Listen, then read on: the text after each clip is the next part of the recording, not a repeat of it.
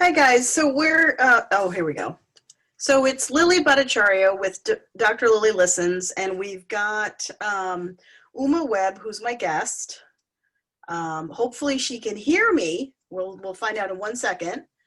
This is our second try. Uma, are you there? I can hear you.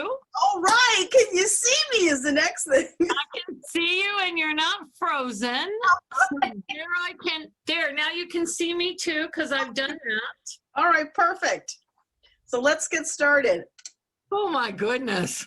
That was fun. I'm so sorry. Well, you know what? We'll just do as long as you can do with me, and then we'll just submit it, and then that. Oh, no, I'm cool. I was like, no, Zoom is always challenging. Yeah, Zoom is a pain in the you-know-what. Anyway, so I'm just grateful. I'm recording this. So it's Dr. Lily Listens. The episode is December 27th, 2020. My boss said it was fine. We could just record it, and he'll just upload it. So let me just explain who I am. So I am Lily Bhattacharya. I'm a reader of 23 years. I met Uma, this lovely lady, at a conference, and I purposely went to it because I wanted to meet some of my Facebook contacts, and she was one of them. She was a friend of Melinda Williams, and that's how we met, and she was wonderful, and she put together this whole conference. It was all about sacred learning, really, and it was a way to relax, and I really had a blast. Certain people didn't take advantage of it the way they could have, but that's how I met her, and she's also a reader with a fascinating history, and I just wanted her to come on and sort of share. I really like showcasing people who are quality readers, who are really good people with good ethics, and who have really a strong sense of intelligence, and I really think you're one of them, Uma.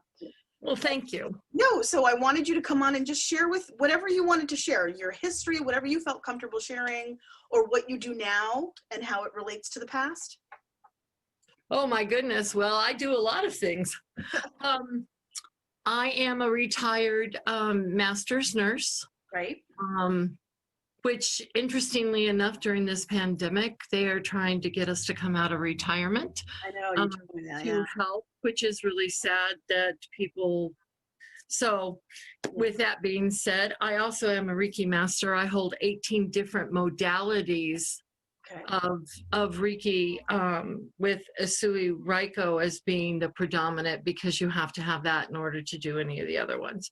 Okay. And so I put all of that together because it's all healing. Mm-hmm. Reading, wow, since I was a little girl. Ah. And I'm 63. So we've got years under our belt. I met you in Sedona, which was a lovely, lovely weekend at that house. And you're right. It was unfortunate that some people took advantage and some people didn't. Right. But I also believe that part of it was misunderstanding that when you go to a retreat or a conference of everything is expected for you to participate.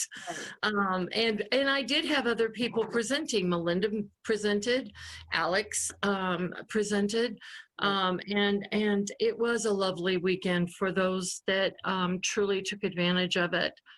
It was a learning experience.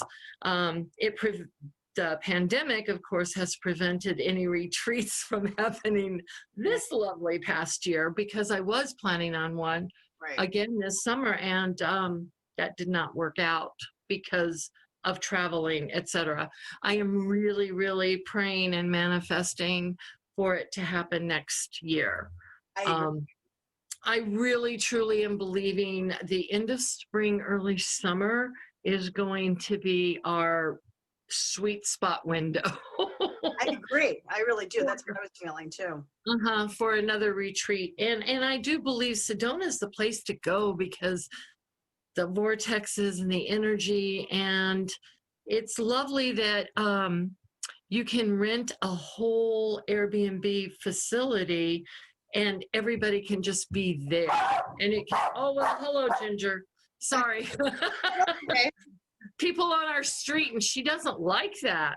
But anyway, so stay tuned for that. And Lily will know about that as that comes But right now, even looking into the future, it's really hard to gauge that at this moment. Yeah. Because, you know, but I really feel like that's the sweet spot. Yeah. So what else? Let's see. Where else do I want to go with something about me? I am a reader. I do that. I have clients all over the world, because the beautiful thing about being a Reiki practitioner is that the universal life force energy can travel anywhere you send it. Yes. Yeah. And so that's the beauty of it. Now, the other side of that some people don't realize is that shh, that's enough. It's okay. Come on. Come here. Come here. Is that I Reiki food, I Reiki my car, I Reiki my clothes, I Reiki everything I come in contact with. Right. Because you can bless and do that. And as you're ingesting things, you want it to be as pure as possible.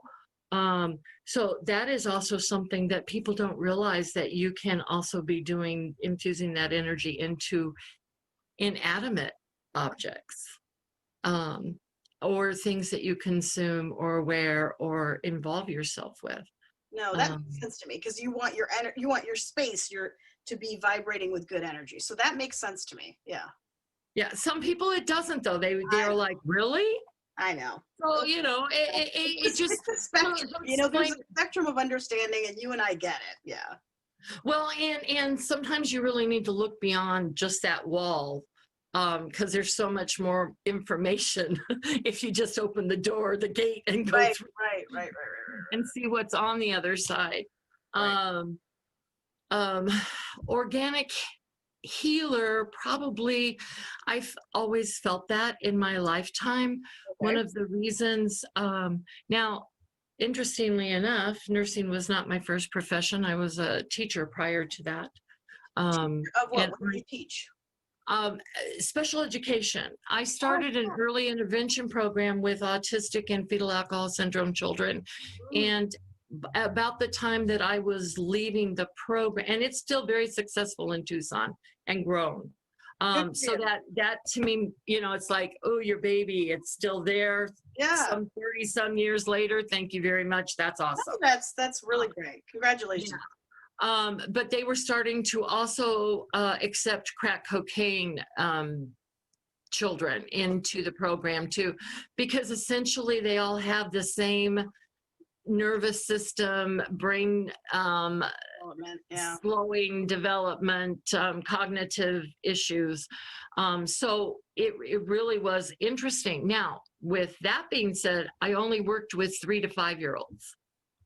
It was an early intervention in the hopes that we could try and mainstream them into other classrooms, at least for part of the day, if not the whole entire day, with an aid.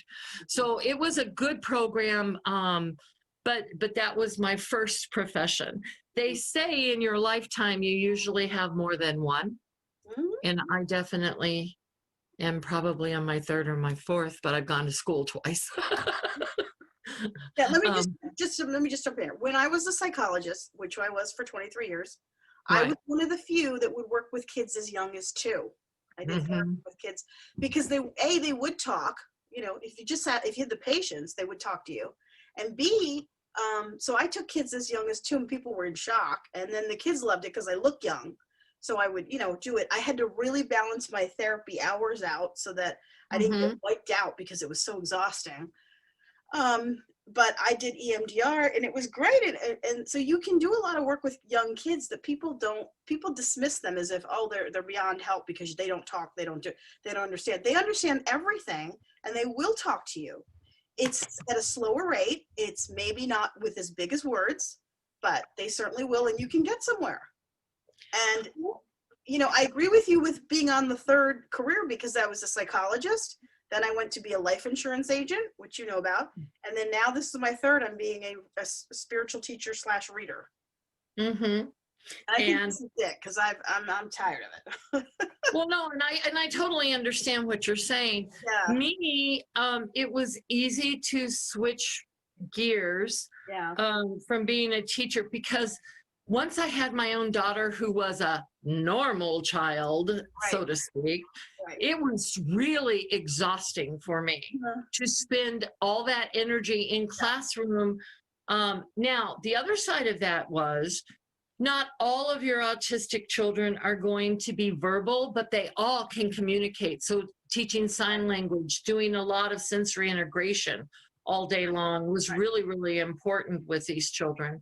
And there were successes too. I mean, when at the end of 2 years with one little boy, and he came up and gave me a hug freely, that was like the biggest win I could ever have, because that little boy couldn't even handle you touching him or getting too close in his space for the longest time. So for things to change, parents to see things, especially your autistic children, where many of them had what they had presented as a normal functioning child, then waking up one afternoon from a nap and not being able to suck or eat or talk anymore. And that's how devastating autism can be to these parents and families. So truly, I feel like my whole life has been in some sort of service, whether it was in education, working with these children, as a nurse, definitely, because I was at the bedside and doing all of that. And now all the time, as a life coach, as a reader, as that spiritualist, as that positivity, posting as many affirmations as I can. No, for sure. And you know, on the autism note, I do know what that's like. I have a cousin who has autism, and he's on this, you know, so autism is a spectrum. He was on the very severe side, had no language, very little language development, couldn't even be tested. I had to write a letter saying he's untestable. So his language development was really limited. He ended up in a home. He got taken care of by his parents till he was about 21. At that point, he really got kind of unmanageable. My uncle was taking care of him. And then he went to a home, and he's there, and now he's in his 30s.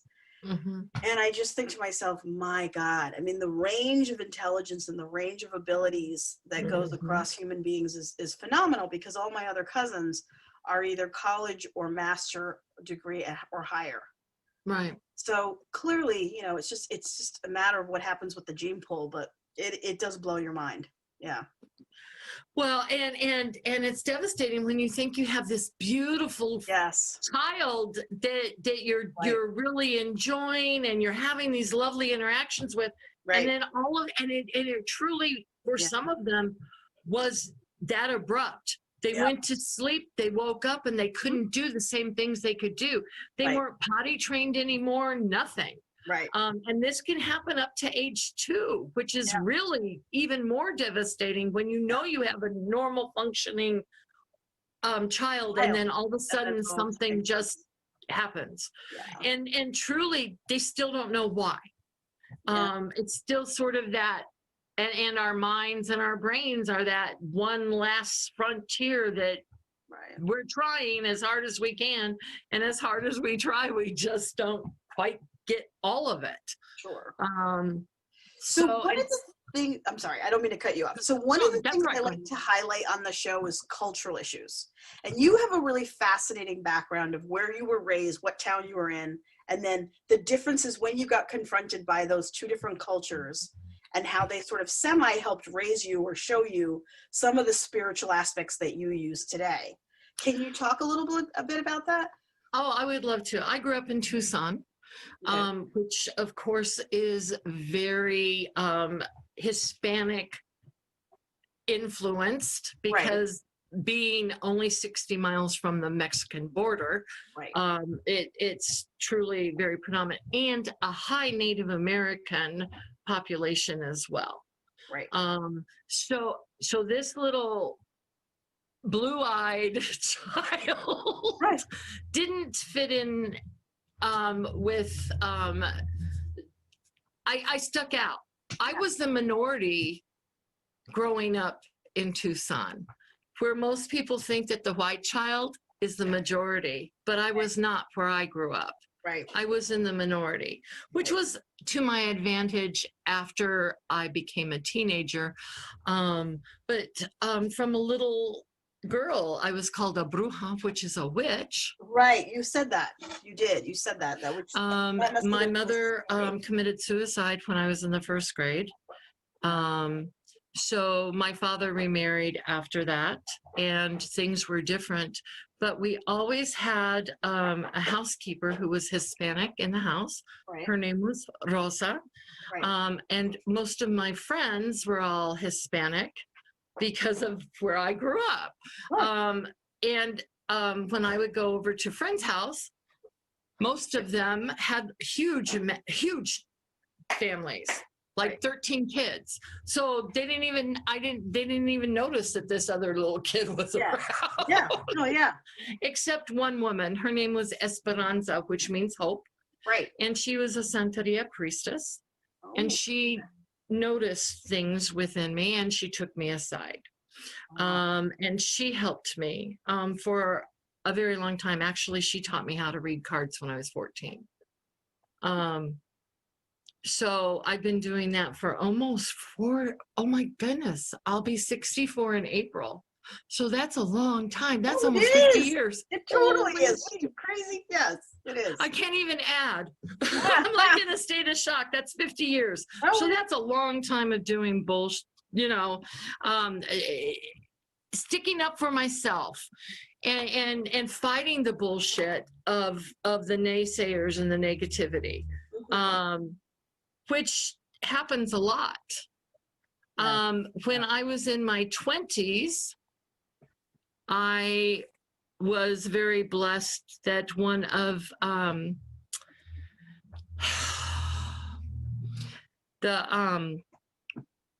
sorry. No, that's okay. He was an Apache. He was a medicine man. And he took me under his wing. And I went to the sweat lodges with him and did some interesting journeys. There is the journey of life that is done, and it is a very sacred journey.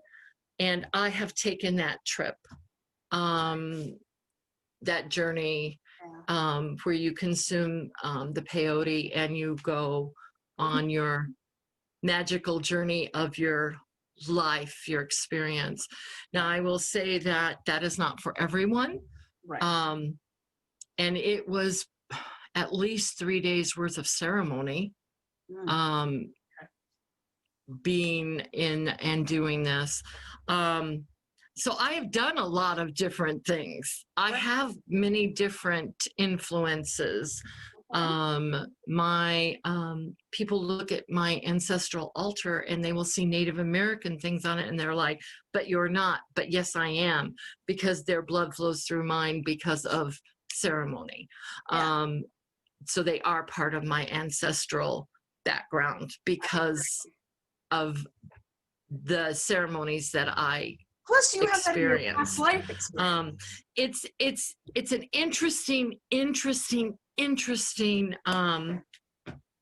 differences in the Hispanic culture, the Native American culture, the white Anglo-Saxons going to church and worshiping a deity that is different than everybody else. You have your Santeria priestess who has the orishas that has several different, there's hundreds of them. And you have your Native Americans that worship your spirit animals, and they have all of their great spirits as well. And then you have your Anglo-Saxons that worship one God. So it's very different when you look at the differences in religions and the uniqueness of the cultures. The influences of them are very different. But the bottom line is, it still all goes down to one source, and that is the one source within us that guides us, that leads us, that intuition. And we have that great spirit connection within each of us. It's just how we decide to connect to the greater energy. as to how we proceed with our lives. That was very well put. And I don't know if that makes any sense to you. No, it does. It makes a lot of sense, because I was raised with Self-Realization Fellowship. So I learned to worship Jesus Christ with Indian sages. And then at the same time, I learned, my father had books on witchcraft and the Rosicrucians. And I think you've frozen again, Lily. Oh, I'm sorry. Am I back? Let me know when I'm back. Tell me when I'm back. Okay. Okay, I'm back. All right, so I was saying he had books on different various religions, Rosicrucians, witchcraft, and so I kind of learned to look at all that stuff and sort of I hope you're back. To see the whole world view picture. So, and I sort of agree with you. There's like a higher spirit, there's like a higher God, and we're all just drawing from the source, trying to get that energy.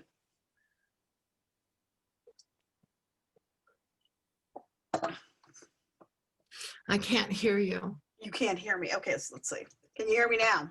See, and then when you responded to me right then I did. Yeah. There's clearly an issue with, I don't know what's going on with the internet today, but it's clearly there's a bonky issue there. Okay, we'll just soldier through. Don't worry about it, because I can hear and see you perfectly fine. You keep coming in and out. I see. On my end. So hopefully it's recording all of it for everybody. Okay, great. Okay. Let's see, what else? So do you have any books or spiritual masters that were big influences on you? Any books or spiritual masters or organizations that were a big influence on you?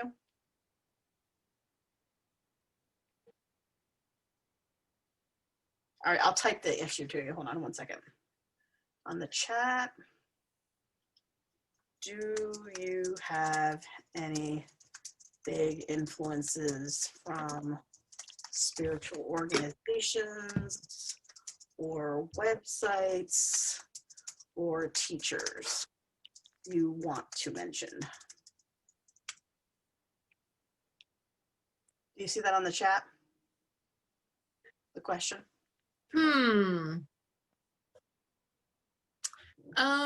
Probably my very first Reiki master. Oh, okay. Patricia is probably one of my biggest influencers. She truly saw something within me and approached me, and gave me something very tangible, as an organic healer, or what I felt I was, and it being a nurse, to have Reiki in my toolbox as well was just as important. And even more so now in my working that I'm doing, because it's changed my whole perspective. I'm definitely more grounded and centered because of the influence of Reiki in my life.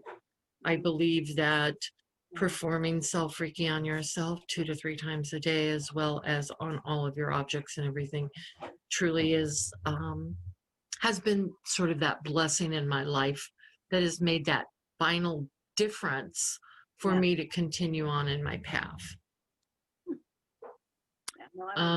There've been others probably, but Esperanza, when I was 14, probably, just because she took me under her wing, and saw that other children treated me differently, and she heard the rumors of what they called me. But they also used to say that I had ojos de muñeca, which are eyes of the doll. And it's because I have a very different shade of blue eyes than your typical shade of blues. And they were not the dark brown or black eyes of all of my friends and the people that I grew up with, which made that different and unique. And then you tell people that things are happening or will happen, and then it's like, get away, get away, get away. Yeah, hence, very much so. Hence, it made it rough when you're a kid. Oh, it's very hard. But I was the oldest of 6, and you just pick up and you just keep moving, and one foot in front of the other. Right. And you just keep going. Right. Yeah, I definitely. I guess it didn't really matter that I didn't have a lot of friends, because the friends that I had were close. Nice. Nice. No, that's a huge. I still have a few friends from high school even. And that is unique, because typically we don't carry those people with us through our lives. They're in our lives for a short period of time, but I've been blessed with the fact that I have some longevity from my youth with me, nice. Which is a uniqueness. Yeah. In fact, I just received a Christmas card from one of them, who took me to prom my senior year. I know, my junior year. He took me my junior year, and it's like those. And he walked my daughter down the aisle when she got married. So those are those blessings, because those are blessings. Yeah. Typically, I tell people there's only one person that you were born with and one person that you will die out of this world with, and that is yourself. And unless you are true to yourself and honor yourself, then you disappoint only one person, and that is yourself. So it's really important for us to honor ourselves, and to also recognize that when people stay with us for longer than just brief moments, those lessons and that love and that relationship is a gift. And I think sometimes we forget our blessings and our gifts, and that people are a gift and a blessing. Yeah. They can also be a curse and a negativity influence if we allow the wrong people in our space. Yes. So we have to be selective. Yeah. At times. Not always something that we want to be. No, true. But we have to be the people who decide what we do with our life and our life purpose. Yeah. Others try and influence. Others have best wishes for us. But the bottom line is, unless we're taking care of ourselves and doing what we know is right in our hearts and our soul, we truly won't be happy. True. I agree. So it's up to us to make those decisions. Yes. For our better good. Yeah. May not always be the better good of the next person sitting next to you, but it is your better good. Yeah. And that's what's important. Right. Very well put. Yeah. So that's true. The people that I notice that have the friendships from childhood onward, there's a progression of growth that they see over the lifetime. And it's really nice to see that growth and that change. Oh, you keep cutting out. Oh, I'm sorry. Tell me what you heard. Did you hear the progression of growth and change? Did you hear that or no? I'm so sorry. That's all right. Okay, no, it's okay. Okay, so what I was saying is that I just can't hear what you're saying. Oh, I'm so sorry. Jesus. So what I was saying, Uma, is that people who have those friendships that carry them through life, or that they've had since their younger ages, and then to the 20s, 30s, 40s, 50s, 60s, that you really get to see a lot of change in human beings, and you get to see a lot of growth, and that's rewarding. And it also can be very potentially loving and supportive. And it sounds like you've had that. Doesn't sound like she heard that.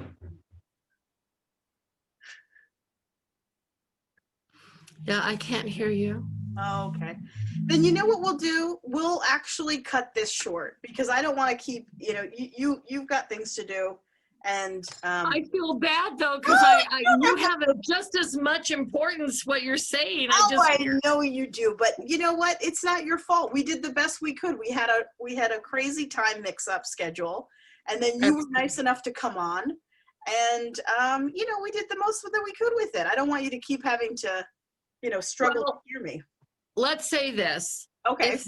When you go back and you watch it and Sure. it really doesn't do well, Uh-huh. if we need to do it again next Sunday, we could do that. Okay, perfect. No worries. Just remind me. Remind you that it's 6 o'clock your time? Yeah. Yeah, that I would have to really work on because that's really our dinner time. I know, I understand. That's why I don't want to do it that. I don't want to do that to you. So if we could do either earlier or a little bit later would even be. Yeah, that's fine. Okay. All right. Well, blessings. Influence if we allow the wrong people in our space. Yes. So we have to be selective. Yeah. At times. Not always something that we want to be. No, true. But we have to be the people who decide what we do with our life and our life purpose. Yeah. Others try and influence, others have best wishes for us, but the bottom line is, unless we're taking care of ourselves and doing what we know is right in our hearts and our soul, we truly won't be happy. True. I agree. So it's up to us to make those decisions. Yes. For our better good. Yeah. May not always be the better good of the next person sitting next to you, but it is your better good. Yeah. And that's what's important. Right. Very well put. Yeah. So that's true. The people that I notice that have the friendships from childhood onward, there's a progression of growth that they see over the lifetime. And it's really nice to see that growth and that change. Oh, you keep cutting out. Oh, I'm sorry. Tell me what you heard. Did you hear the progression of growth and change? Did you hear that or no? I'm so sorry. That's all right. Okay, no, it's okay. Okay, so what I was saying is that I just can't hear what you're saying. Oh, I'm so sorry. Jesus. So what I was saying, Uma, is that people who have those friendships that carry them through life, or that they've had since their, younger ages, and then to the 20s, 30s, 40s, 50s, 60s, that you really get to see a lot of change in human beings, and you get to see a lot of growth, and that's rewarding. And it also can be very potentially loving and supportive, and it sounds like you've had that. Doesn't sound like she heard that.